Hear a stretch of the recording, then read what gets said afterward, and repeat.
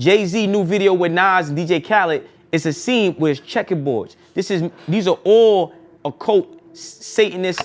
So Diddy, after the Cassie lawsuit, gets hit with a bunch of lawsuits, and then ultimately the raids, and then this criminal case. The courtroom was electric. A crucible of whispers, stares, and the suffocating weight of secrets finally clawing their way to the surface. On one side, the sprawling legal team of Sean Diddy Combs, their sharp suits and sharper words a testament to the empire they were sworn to protect. On the other, the prosecutors, armed with damning evidence and a witness list that promised to peel back the gilded veneer of the music industry. But today, the spotlight shifted to a name that had hovered like an unspoken curse over the proceedings, Sean Jay-Z Carter.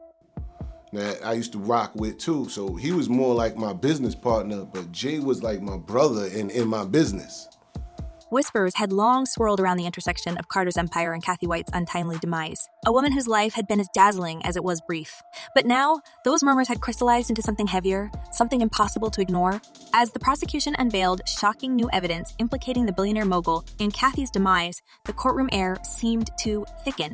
A phone call, a string of frantic messages, and a timeline that painted Carter not as a bystander but as a man with everything to lose. This was the foundation of the day's revelations. The prosecution's voice rang clear as they laid out their case. Kathy White, a 28-year-old publicist and fitness expert, had been more than an acquaintance of Jay-Z. She was a woman caught in the crosshairs of power, betrayal, and desperation.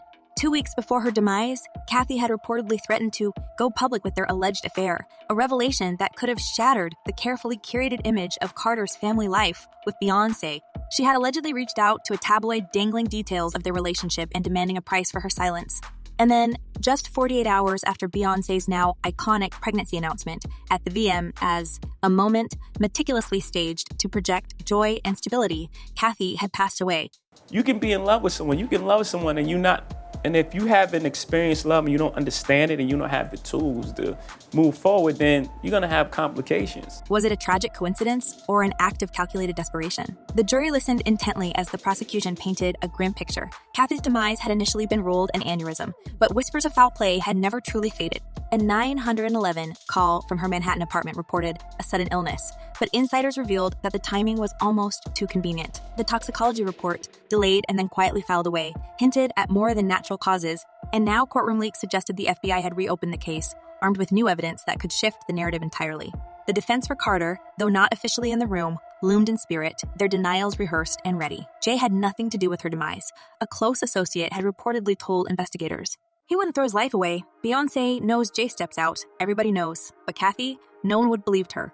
Yet, as the prosecution leaned heavily on the eerie timing and the mysterious gaps in the investigation, those denials began to sound hollow. We now know who all the prosecutors will be on Diddy's trial. They're all women.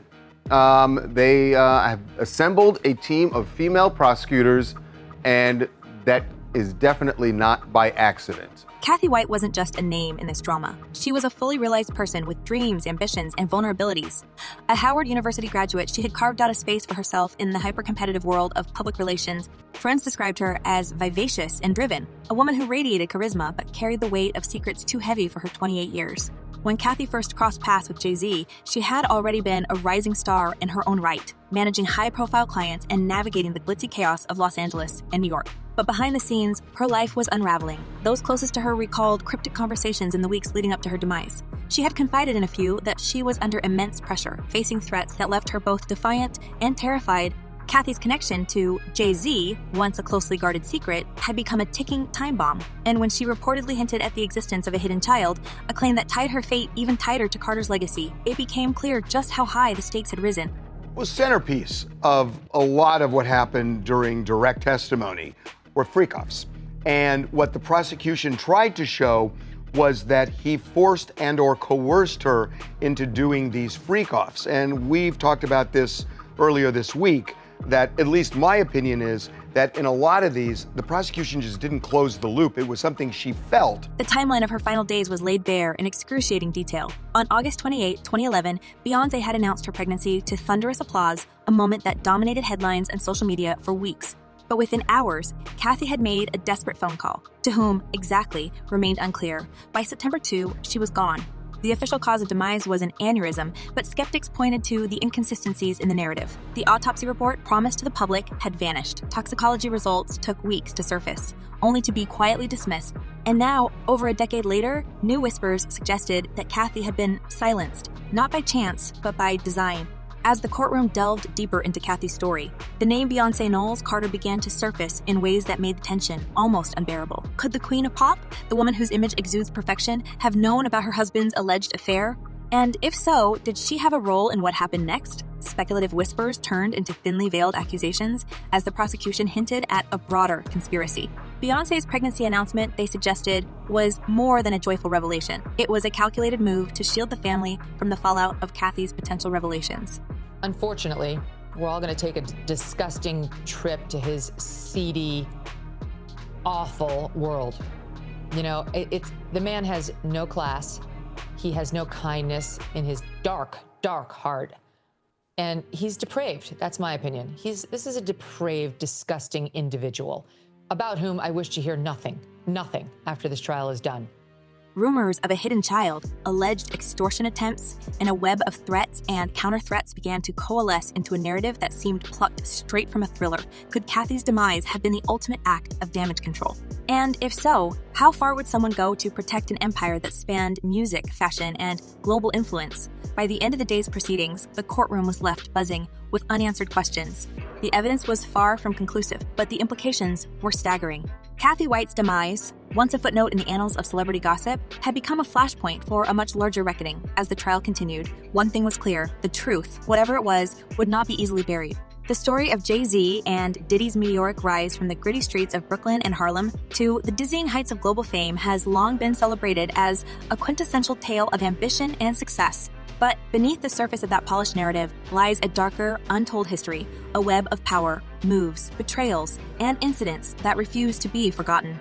As courtroom revelations about Kathy White's mysterious demise continue to ripple outward, we must now look back at how both men conquered the music industry and the shadows they left behind. The feds, Al Capone style, have not charged everything under the sun.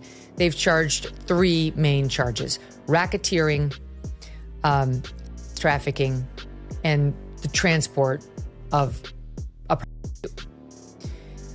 And I'll tell you, I don't know about the racketeering charge. It's pretty sweeping, and I'll tell you what the general elements are.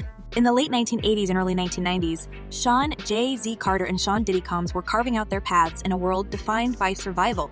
Jay-Z, raised in the notorious Marcy housing projects in Brooklyn, and Diddy, hustling his way through the streets of Harlem, embodied the raw ambition of a generation that saw music as a ticket out. But their routes to the top were lined with whispers of illicit dealings and alliances that would later haunt them.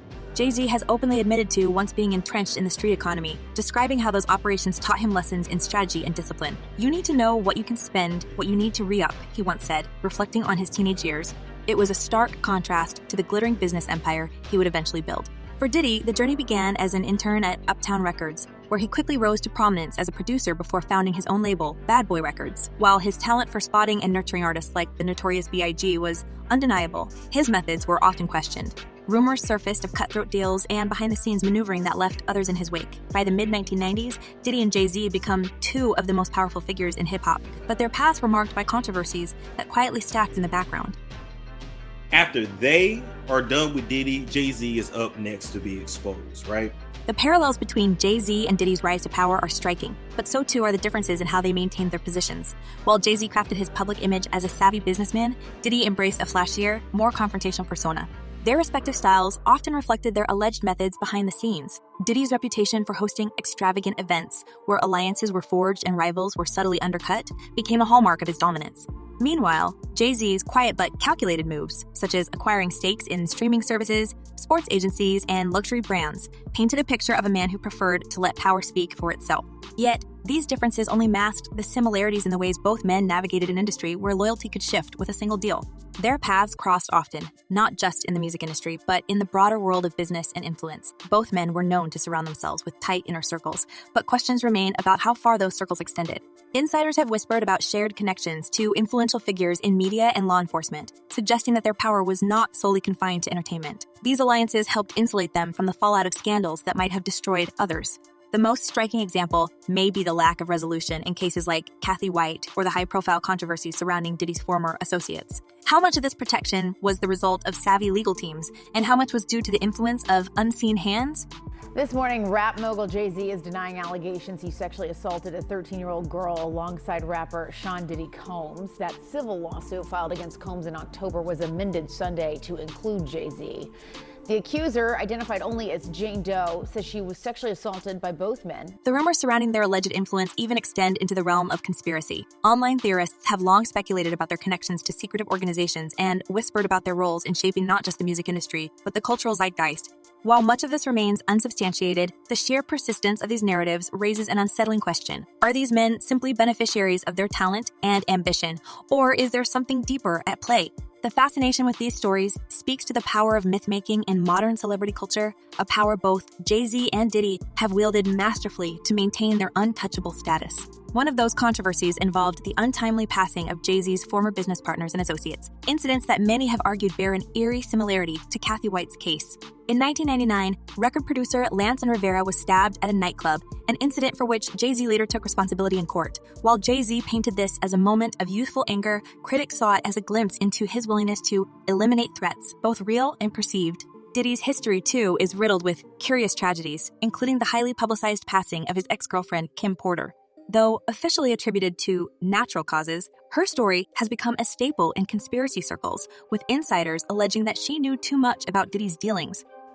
Bill, good to be back with you. This was a troubling allegation because, first off, there were inconsistencies with her story, and it was a very serious allegation. And for instance, she said that her father picked her up from Rochester, New York to New York City, 5-hour drive, and then drove her home that night, but the father did not remember any of it. That's something you would definitely remember.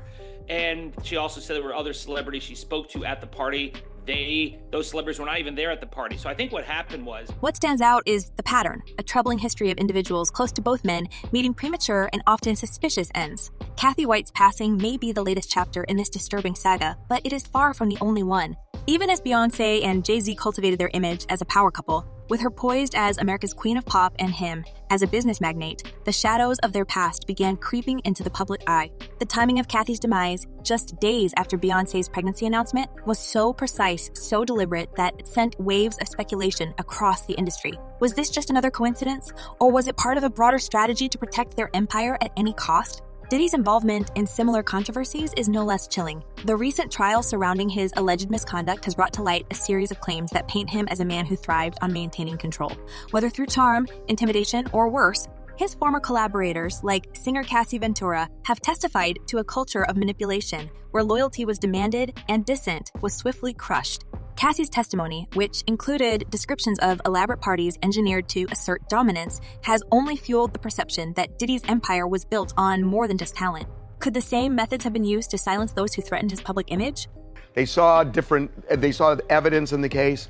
They immediately honed in on racketeering, and they started saying, why is this racketeering with one guy? And they're charging this one guy. They had a real problem with that. They did not have a problem with the Mann Act. They found him guilty on the Mann Act. And they hung 6 to 6 on racketeering. But the connections don't stop there. Over the years, both Jay-Z and Diddy have been linked, directly or indirectly, to a series of unexplained events that have left many questioning whether their ascent was as clean as it appeared. The most speculative theories even tie them to the strange pattern of celebrity passings involving artists like Aaliyah and Lisa Left Eye Lopes. These women, who were rising stars in their own right, shared not only their untimely ends, but also professional overlaps with Diddy and Jay-Z. In Aaliyah's case, her association with Diddy's business circle and the timing of her tragic accident have been dissected endlessly by theorists who believe her passing was no accident. And then there's the question of Beyonce. While she has remained publicly silent on the matter of Kathy White, her calculated public appearances and carefully curated image suggest a woman deeply aware of what's at stake. Beyonce's rise, like her husband's, has not been without its share of controversies, from allegations of surrogate pregnancies to rumors of behind-the-scenes feuds with other artists. Could she have played a role in steering the narrative away from Kathy White, ensuring that her family's empire remained intact?